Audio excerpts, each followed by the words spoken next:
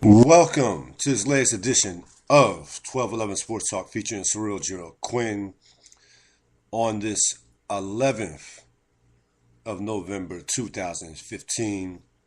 As we discuss the world of sports, we are back on the air. I know it's been, roughly, 12 days. We are now with Spreaker.com. It's a new, obviously a change of pace for the audience and for myself. I'm definitely looking forward to being a part of something new, something different. I anticipate that over the course of the next few programs and podcasts that you'll see some changes, you'll see some different things with this versus our previous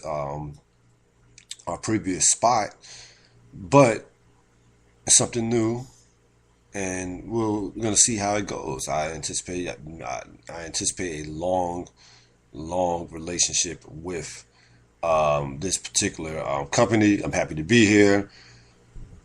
More importantly, I am happy to speak to you, to be back talking to you about the world of sports and pop culture on this 11th of November 2015. I want to begin though by having to talk about our troops and our veterans on this Veterans Day. It's not just another day off. It is something that we can honor veterans every single day. To be honest with you, I mean they are heroes throughout all over not only the United States but all over the world. They do things that I couldn't even conceive of doing and wouldn't do. I mean, let me just be honest. So, again, on this November 11th, happy Veterans Day to all the troops out there, male, female.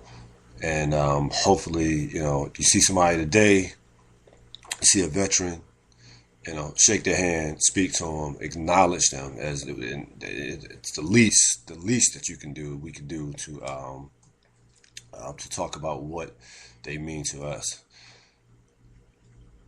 I'm looking at the headlines today, and I see a couple of guys who are extremely talented in their particular sports. And I started thinking about production versus pain. If you're a boss, if you're in any type of leadership position, manager, president, whatever, you have had that one employee who is extremely talented, produces at a high level, but let's admit, is a pain in the ass. At least one. And, what do you do? Because you and I both know that if you don't produce, then you're out of a job. Or if your company doesn't produce, then you're out of business.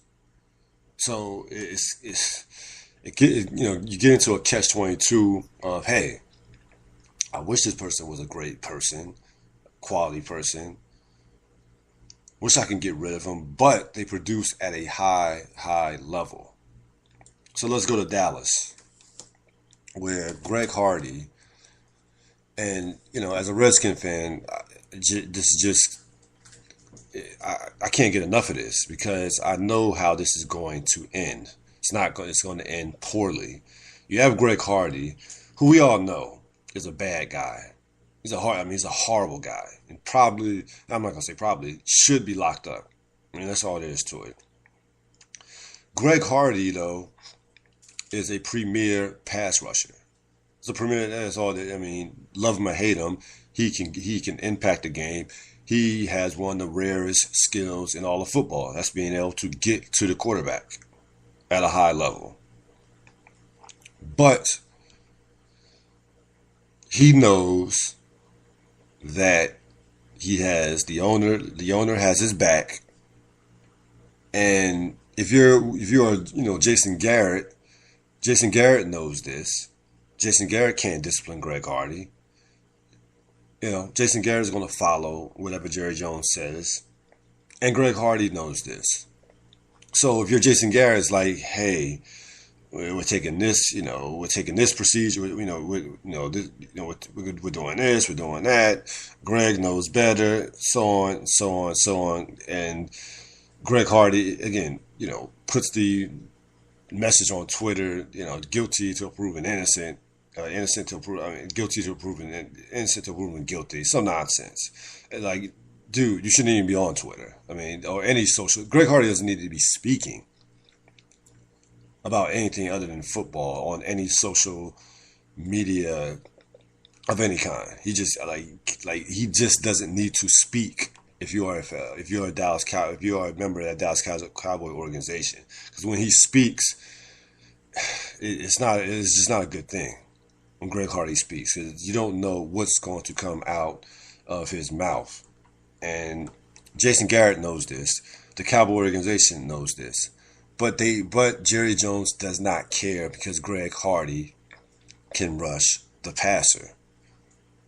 Okay? He can rush the passer. Again, I love it because we know this does not end well. This is not going to end well for the Cowboys. It's not going to end well for Greg Hardy. It's just not. It is a train. Like this, you talk about the Titanic. Like you could see, the iceberg from miles away, and you're going to hit it with Greg Hardy. You know it. It's just that's all there is to it. It's going to end badly. He's going to do something crazy, and there you go. In Sacramento, you have a player. You have DeMarcus Cousins, 24, 25 years old, who quite possibly could be the best big man in basketball. He really could. Like, there's a guy for the next 10 years that's probably going to get you 25 and 12 easily. He's that good. Comes in the locker room, and for whatever reason, maybe George Karl's wingtips were too shiny. Who knows? Curses out George Karl. George Karl wants to suspend him. Like Divock says, George, nah, you're not suspending him. George, you're not going to suspend him. Let's calm down. Let's take a deep breath, count to 10, whatever. Go talk to Dr. Phil. He's not suspended. Again, DeMarcus Cousins doesn't have off the field issues. It's not, DeMarcus Cousins is not gonna, he doesn't commit any crimes. It's more about an attitude. It's more about growing up. It's more about maturity with him. Okay, it's more about he needs a big brother. He really does. He needs a mentor. He needs a veteran to pull him aside. He needs a Kevin Garnett. That type of veteran to pull him aside, somebody who he respects, to say, "Hey, this is how you become a professional." More than anything, doesn't need any off the field counseling. Maybe a couple of anger management classes could do, maybe. So again, production versus pain. One guy in Greg Hardy, production is not worth his pain, because his production is not going to. Even Greg Hardy could go out there and get 15 sacks. That is not going to be worth what he does. How he impacts your locker room. You already have had him pushing assistant coaches. The players know it's a separate set of rules for him. How long does that play? How long does he go before when Tony Romo gets back? Inside that locker room, how long does it go before he does something to tick off players? It's only a matter of time. DeMarcus Cousins, on the other hand, again, 24 years old, still maturing. We know he's a franchise player. If we have to get rid of a coach or two to get the right guy to help him mature, then so be it. So again, you have one guy who is worth the pain, considering his production, and you have other guy who, if I'm a coach, if I'm a general manager, if I'm an owner, I wouldn't want anywhere near my particular team.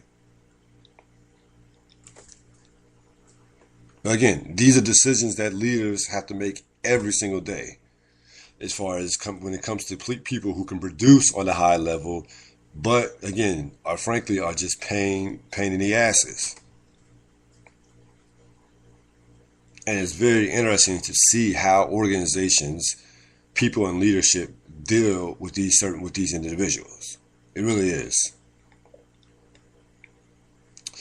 This is 1211 Sports Talk featuring Cyril Gerald-Quinn on this Veterans Day. We are recording this podcast late. It's a late podcast for us. It's about 11:51 p.m.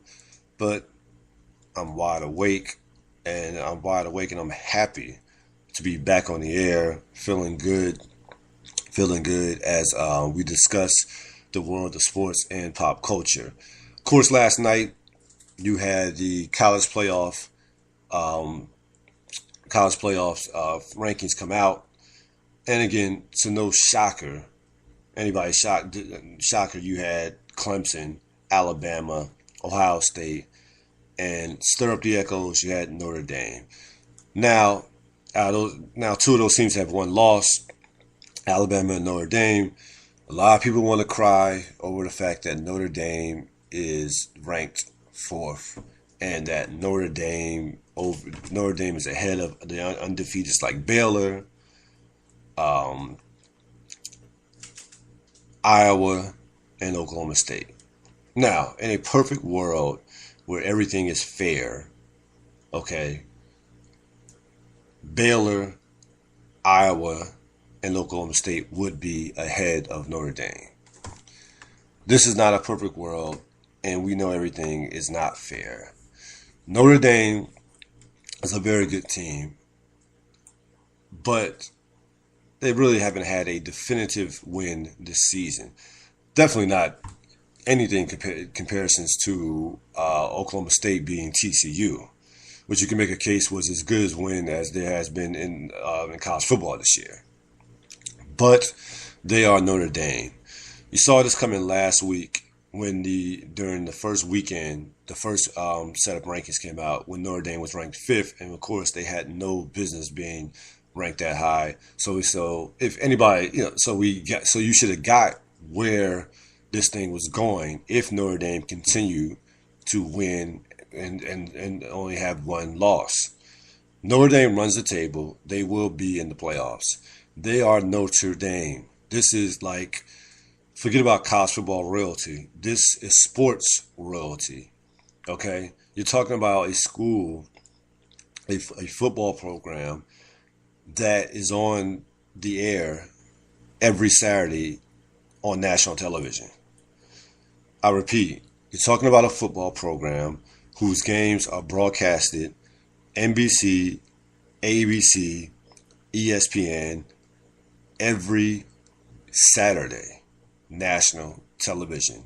No, nobody in sports, okay, in any sport, college or pro, has their games broadcasted on national television every single night or every single time they step on the field or a court or on the ice.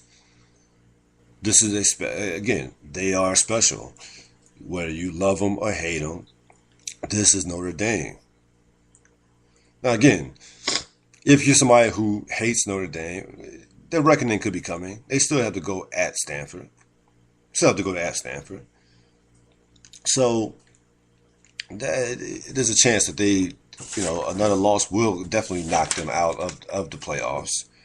But are we shocked that Notre Dame is in the top four with only one loss?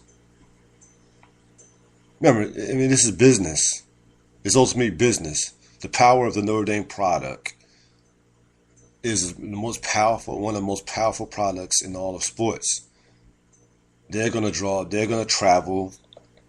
If they do get to the Final Four, they're going to travel. Television ratings are going to be off the charts New Year's Eve. You might as well just accept it. If you're somebody who hates Notre Dame, accept it. Don't argue against it. Accept it. Okay? College football is not going to change how they view Notre Dame or how Notre Dame is treated based on criticism. It's just not going to happen. So, it is conceivable that Baylor could run the table, beat Oklahoma State, Oklahoma, and TCU, and still not get into the playoffs. That is the power of the Notre Dame product. It's conceivable that Oklahoma State could run the table, beat TCU, Oklahoma, and Baylor, okay, and not make the playoffs and be undefeated. Again, that is the power of the Notre Dame product. That the Big 12 can absolutely get left out in the cold. You look at teams that control their own destiny: Ohio State, of course, Alabama, of course, Clemson, of course, and Stanford. Stanford beats Notre Dame. I believe that if Stanford beats Notre Dame, then they will get in. Or I should say Stanford to a less. No, I think Stanford. I think Stanford does control their own. That's a question mark. I should take that back. Stanford. If Stanford beats Notre Dame, there's a chance that they could be jumped by Oklahoma State or Baylor if one of those two teams runs the table. Chances are Oklahoma State and Baylor are not going to run the table because there's still a number of ranked teams they have to play. They still Baylor still has TCU.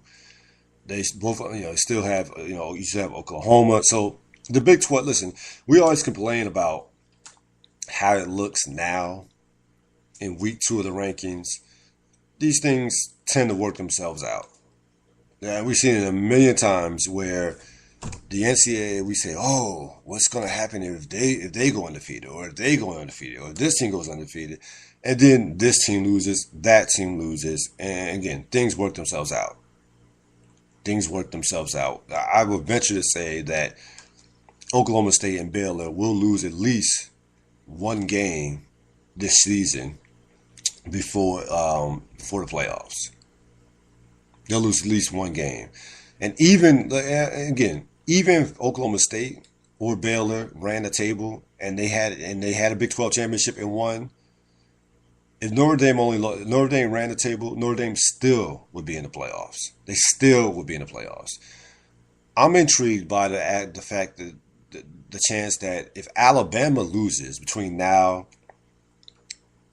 and say if Alabama loses, then there's a strong possibility that you will not see an SEC team in the playoffs. Florida, even if they run the table, is too far behind in the standings. Too many teams are ahead of them, and the fact that Florida State is only ranked 16 hurts them. LSU, LSU, even if Alabama loses one game, even LSU gets to the championship, gets to the SEC championship and wins, they're not going to be a one-loss LSU team is not, going to be put over Stanford with one loss, possibly if they only have one loss, or Iowa possibly, or a team like or maybe it's a team like Oklahoma State if they undefeated, or Baylor if they're undefeated. So they're going to if Alabama does not win out, then there's a possibility, a very strong possibility that an SEC team will be left out in the cold. And that was one of my predictions at the beginning of the year, that an SEC team, this could be the year that the SEC does not either, one, play for a national championship, or two, get to the playoffs. But again, Alabama controls its own destiny. But again, if Alabama doesn't get in, we're looking at a year where SEC team does not get in. But again, a lot of football to be played, college football to be played. It's only November 11th. Alabama still has Mississippi State. They still have Auburn, which is a rivalry game. Anything happening in those rivalry games. Ohio State still has Michigan and Michigan State, so they still have a tough schedule. They still have a tough schedule moving forward. So a lot of things can happen. But the bottom line is, those of you who are complaining about Notre Dame, you can whine all you want. They're Notre Dame. They are, again, one of the most powerful products in all of sports. They're gonna, they're gonna be there. I mean, they're gonna be there. That's all there is to it. They're gonna be there, and you can whine and complain all you want, but it is what it is. This is 1211 Sports Talk featuring Cyril Gerald-Quinn on this 11th of November 2015. We are back on the air.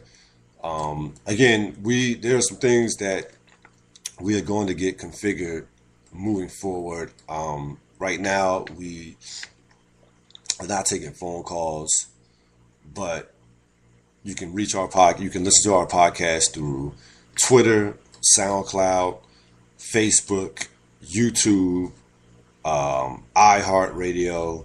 There'll be a number of ways that you can listen to this podcast. Again, we are going to get the phone situation situated in terms of being able to take phone calls and what have you and interact with you. If you're on Spreaker, if you're a member of Spreaker, you can certainly chat with me on the chat line as well. We'll get that. We will, you can, any questions or comments. Of course, you can have questions or comments on, through that. So we're pulling it together. When you move, you got to unpack some things. You got to get adjusted to the new apartment, a house. That's kind of what we're doing here. But again, excited to be back on the air. Excited to be with Spreaker. We have some new equipment, new studio that we're working with to hopefully providing you with a better sound over the air. So we're figuring out some things. We're gonna get it. We're certainly gonna get it together and provide you with the best possible content over the course of the next couple of weeks. Hopefully, we're gonna be joined by my buddies, Mr. Chad Quinn and Rob Sapp for our for some football shows. As we get deep into the fantasy football season, like if you're a fantasy football player, like this is it's gonna be week 10 of the NFL season. This is gonna be week 10. Playoffs are coming up soon. A lot of moves are gonna be being made. This is nitty gritty time in terms of fantasy football, in terms of the fantasy football season.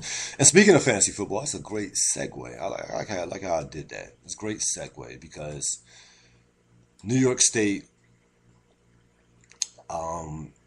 determined one of the worst kept secrets in the history of sports and mankind that FanDuel and DraftKings is gambling, and it's a term that is gambling, and frankly, you as fantasy football players are not being protected the way you should be protected. And here's what I mean by that. So there, both obviously FanDuel and DraftKings has blown up this year. Doesn't cost a lot of money. They give you a lot of options in terms of certain games you can play and what have you. So there's a lot going on with those two companies going back and forth. So about a month ago, you had the insider trading thing where one guy, was on FanDuel and he played a game and he played on DraftKings or either or. He played on DraftKings and that guy exposed, and you saw this was coming. You knew this was coming. The bottom line is, hey, there's no way as of right now that those two companies could guarantee to the public and to you as fantasy football players could guarantee that these games are on the level. Like, what they have no proof that somebody or people are not putting in lineups after 1:00 for 1:00 games, or at somebody this is a situation where people could be putting in lineups at say 3:00. They watch the first two or three quarters and then see Gary Barnidge go for 120 yards after 3 quarters, and then you know what? Let me play Gary Barnidge. So the government, the state, they just wanted it's more about just wanting the money from.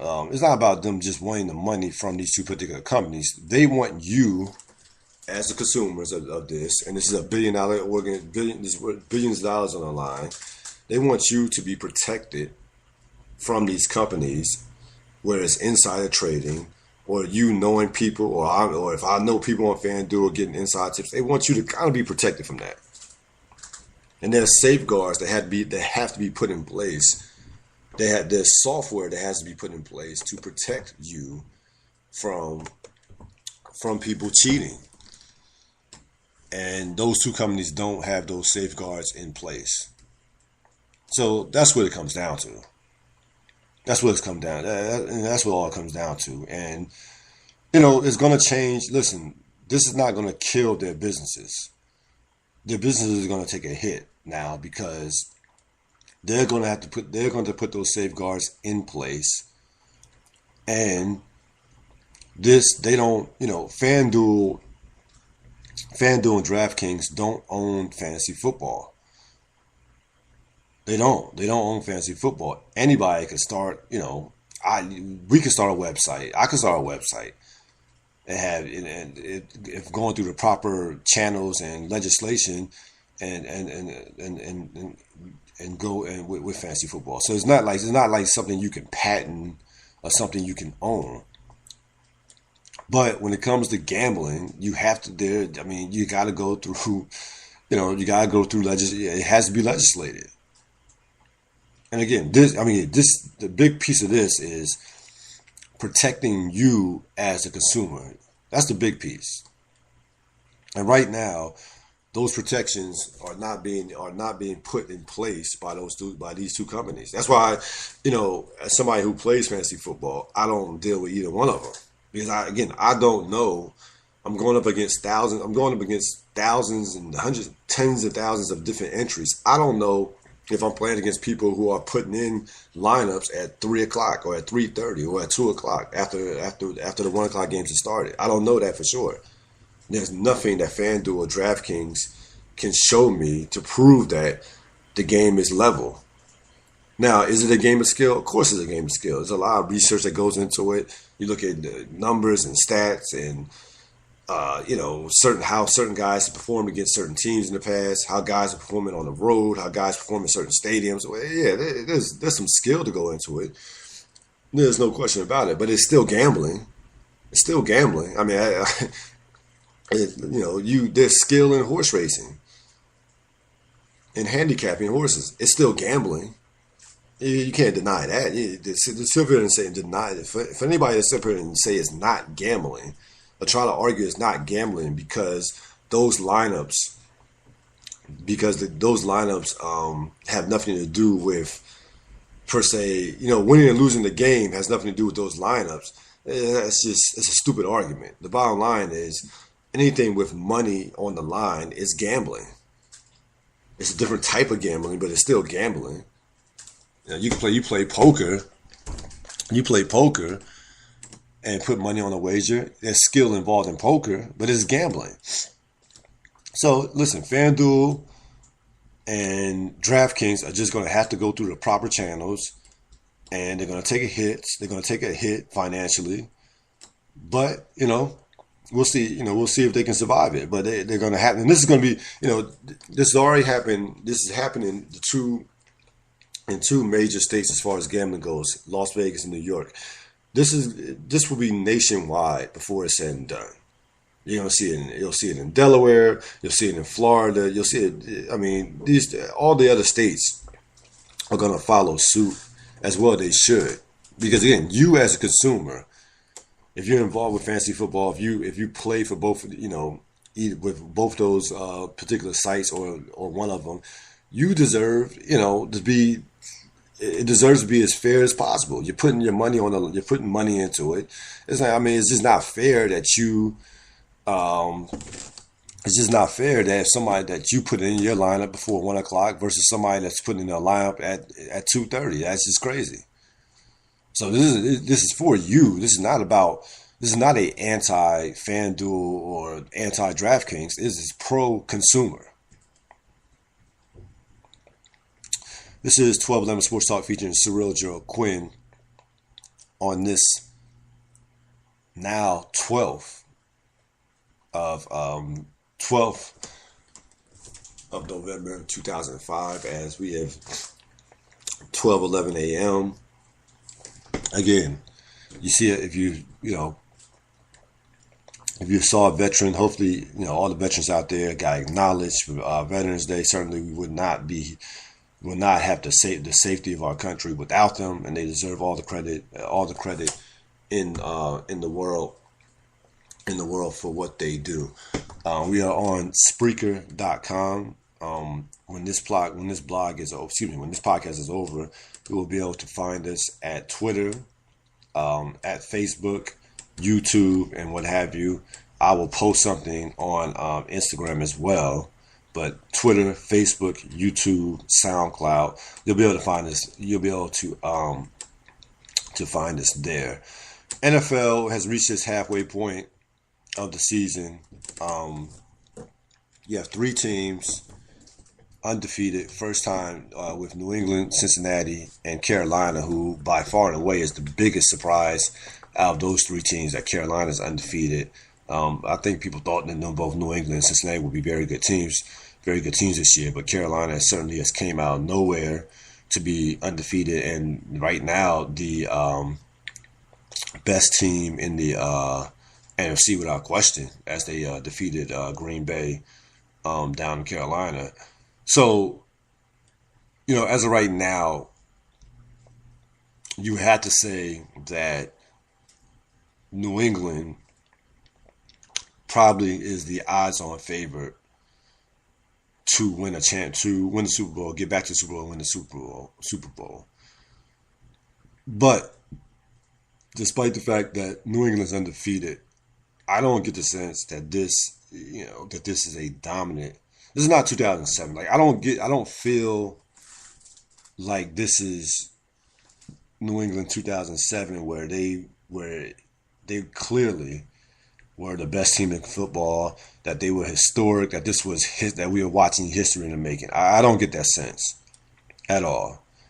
I like New England's team a lot. We know what they can do offensively. They're still very vulnerable on defense. They're very vulnerable on defense, and still can be had on. And it seems like they lose an offensive lineman every week. Like that offensive line is shaky right now. Any decent pass rush. Yeah, if you have a legit pass rush, you can get to Tom Brady. And I know he gets away the ball in less than like 2.19 seconds, something just insane.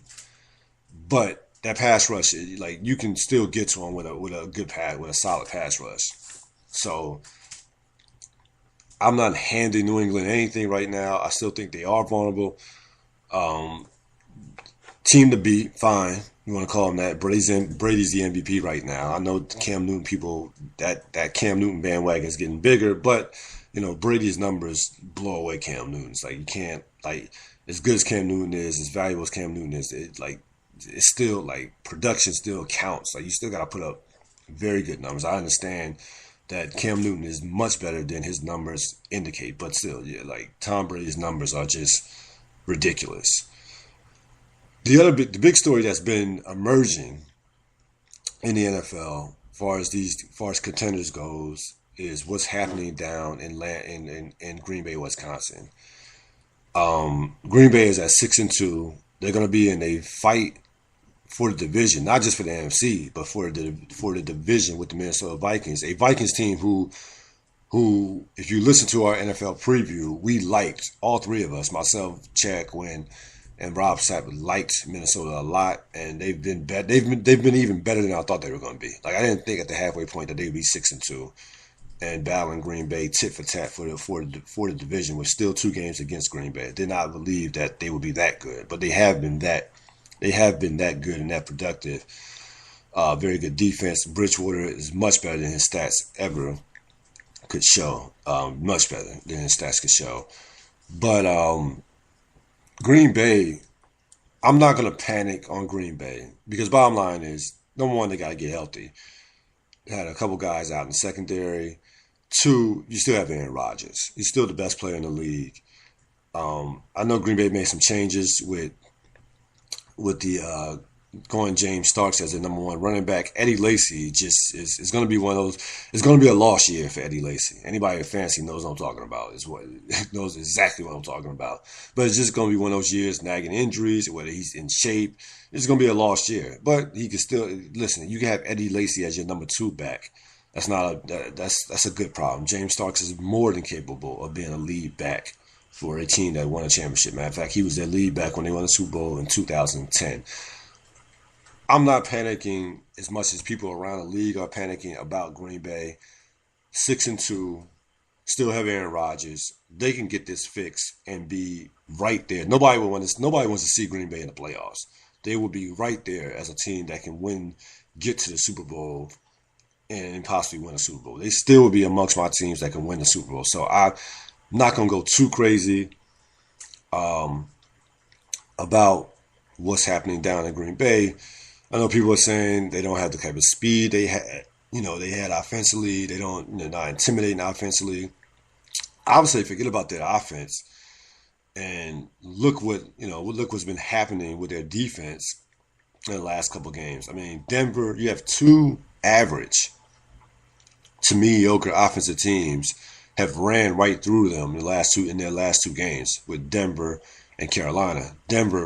Both of those teams, Denver putting 29 points on them last week, and the week before, and this past week you had Carolina putting 37 points on them. So their defense has been even more of a problem than their offense has been. Remember, their defense the first 6 weeks of the season was number one in points allowed. So they need to get their defense fixed more than it is about their offense. But again, 6-2. Listen, the thing about the NFL is, and it's such a reactive league from week to week, play to play, quarter to quarter. Every team goes through a mini crisis situation, whether through injury or through losing something off the field, something go through any NFL season, any NFL team. Every team goes through some type of mini crisis. It's just, how these teams are able to navigate and deal with these mini crises that they have that separates, playoff contenders and, the good from the great teams. So Green Bay, great organization, highly well coached, stable. I'm not overly concerned about what's going on with them, but they have made it that much and more interesting as we head towards the second half of the season. As far as the NFC East goes, who knows what's going to happen with that division? That was a big win for Philadelphia down in Dallas. Giants had a nice win with Tampa Bay, but nobody knows what's going to happen in that division. You just don't. You don't know because none of those teams are any good. I mean, Dallas, as crazy as it sounds, even at 2-6, Dallas is not out of it. Dallas is not out of it. If Dallas wins this week, Romo's coming back against Miami. You get your 3-6, okay, with seven games of Tony Romo. They could, it's not out of question that they can go, 6-1 or 5-2. That division, 9 wins could win that division. Probably not 8 won't win it. So Dallas realistically would have to probably go 7-1, which is unlikely. But they probably have to go 7-1 to win that division. And again, no more than one team is coming out that division. It's the division winner, and that's it. That's it. But again, it is not out of. Normally, you say a 2-6 team their season's over, they're done. It's not the case with in this division. This is how bad the division is. No team. There's not a good team in that division. You have some good players. You have some good players. A good offense, a good defense here, but there's no good team in that division. There's just not. Andrew Luck, of course, out 2 to 6 weeks. What's going on in Indianapolis and what they are doing to this quarterback who has all-time great talent. Okay, all-time great talent. is borderline, from a sports standpoint, borderline a criminal. Like they're ruining this guy. They are ruining this guy. And again, you can blame Chuck Pagano. No, blame Irsay and Gregston for drafting, for not building a NFL offensive line around the most important piece of one of the most important commodities in the NFL right now, and that's Andrew Luck. Okay, one guy, I don't care how great he is, one guy can't do it by himself, especially at the quarterback position. We have seen guys, you saw it, Archie Manning when he was with the Saints. You've seen guys just get, I don't care how talented you are, if you don't have a decent offensive line, the guys, I mean, your team, you can't function. Yeah, teams, I mean, listen, here's a guy who, Andrew Luck is 6'4", 230, 240 pounds. Again, good athlete, physical, good athlete, can take hits, but there's only so many hits you can take as a quarterback before it starts taking a toll. We know over the course of this season that he was hurt. You can watch him his performance, not just about his decision making. I mean, he's been hurt for like basically the last month with these injuries, whether it's shoulder, ribs, whatever. So it's no surprise. I shouldn't say tragedy, but if you are an Indianapolis fan, the thing that has to be driving you crazy is the fact that the idea that you would not put a decent offensive line around that guy is crazy. And again, it shows you where Indianapolis is a disaster when it comes to their front office right now. They don't want Chuck Pagano. Chuck Pagano isn't a very good coach to begin with. You have Irsay, who doesn't have a clue as an owner what he's doing. Doesn't have a clue what he's doing. They have missed on a number of draft picks. Don't even get me started on the Trent Richardson. That trade, when they traded a first round pick for a guy who's not even in the league right now. Think about that. They traded a first round pick for a guy who's not in the league. And Trent Richardson is only about, I would say, 26 years old, 27, 26 years old. He just came out that 2012 draft, or 2013. So that organization right now is in a tailspin, and the only reason that they are respectable, the only reason that they are even in contention for anything is because of Andrew Luck. Like the only thing that separates them from, say, San Francisco is Andrew Luck. That's how great of a player Andrew Luck is. Again, any criticism that Andrew Luck is receiving, he's overrated. He's not this, he's not that. People, you're crazy. You are crazy if you don't think Andrew Luck has all-time great talent. I mean, think about it. The team has made the playoffs. Prior to this year, they had 3 straight 11-win seasons and went farther in the playoffs each year. Okay? Each year went further in the playoffs. Wild card, division, AFC Championship last year. So, again, if you're an Indianapolis fan, they have to get somebody, a football person in there who knows what they're doing, who absolutely, they need somebody who knows what they are. They need a Ted Thompson. They had one, they fired, they got rid of him, Bill Poland. They need that kind of guy that knows how to build a team. And how you build a team, you get the franchise quarterback, number one, which they have, and then you go lines of scrimmage, offensive line, defensive line, pass rusher. That's how you build a football team. And they have missed on just numerous picks, numerous moves that they tried to make. You try to come in with the year, with the 2010 Pro Bowl team, with Andre Johnson, Frank Gore actually has played well. So I shouldn't knock him too much. But, Andre Johnson, Frank Gore, a couple of those other guys. It's not how you build a football team. So, we'll see what Tim Houseback does. Again, fortunate for them, they are in a division where, as bad as the AFC East goes, the AFC South is worse worse. I mean, one of the worst divisions I've seen in a decade. That's how bad the AFC South is.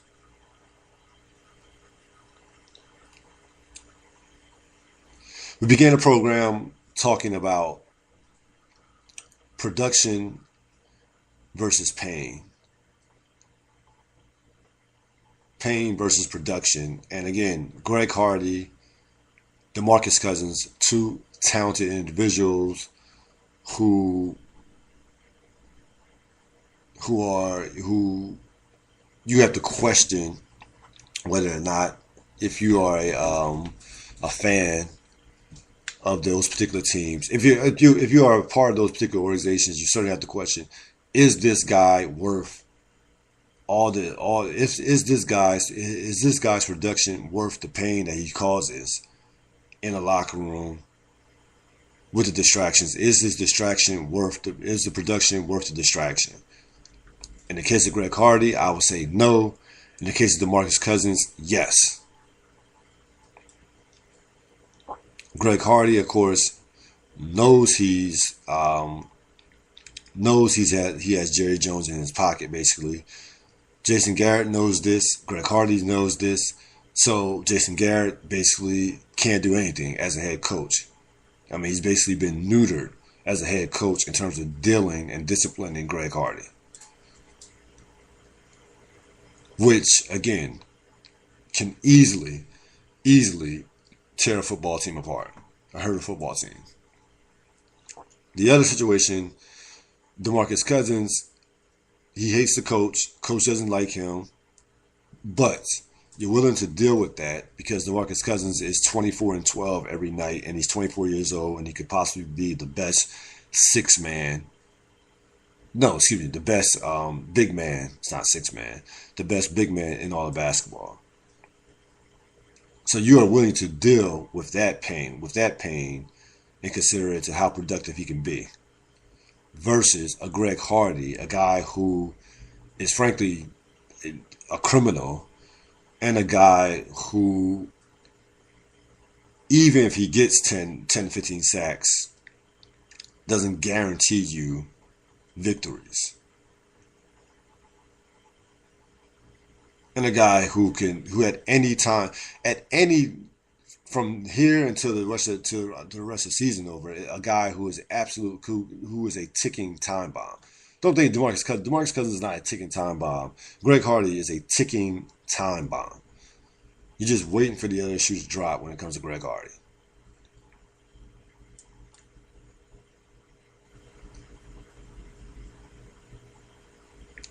That's going to wrap it up for this latest edition of 1211 Sports Talk featuring Cyril Gerald-Quinn. I will see you next time. Again, we are on Spreaker, not Speaker, Spreaker.com. And stay tuned for the next podcast. So long.